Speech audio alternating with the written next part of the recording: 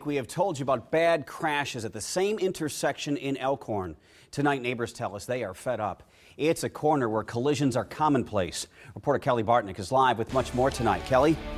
Craig, we are learning that neighbors want to see a change in what they call a problem neighborhood intersection. I also caught up with a survivor of a crash who says 5 years after that crash, she can't believe more hasn't been done. I think about it all the time. Maybe because I suffered more injury. Our car spun around and we landed in the ditch in the corner. This was Christina Dizona's minivan after a July 2010 crash at 204th and F.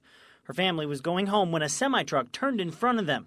5 years later, it's the same story, different drivers. You heard a bang, you heard that, and then she went out to look, basically because our curiosity was aroused because there was a wreck on Monday night. Dave Troffels walked to the crash scene from his front yard. He saw a family hauled away in ambulances.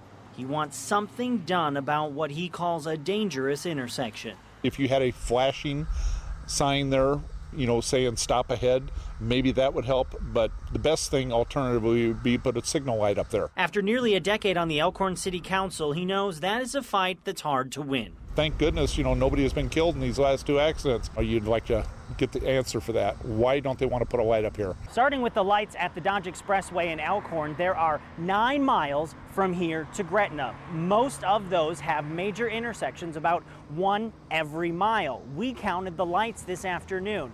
First Pacific, then Center, then Q, then Harrison.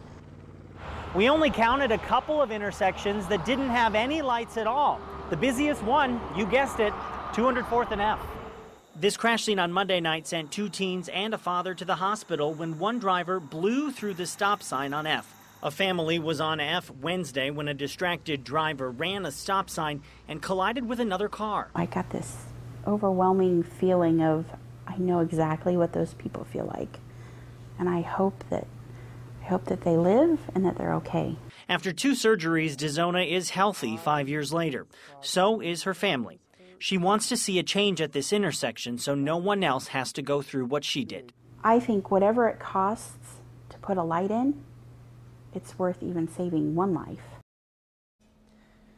I reached out to NDOR today to ask about any plans for a light at 204th and F or if they've even thought about it as an idea. They did not call me back. Dizona says a good Samaritan 5 years ago helped her get her children out of the car and even rode in the ambulance to the hospital. She still has no idea who that woman was. She does hope to find her.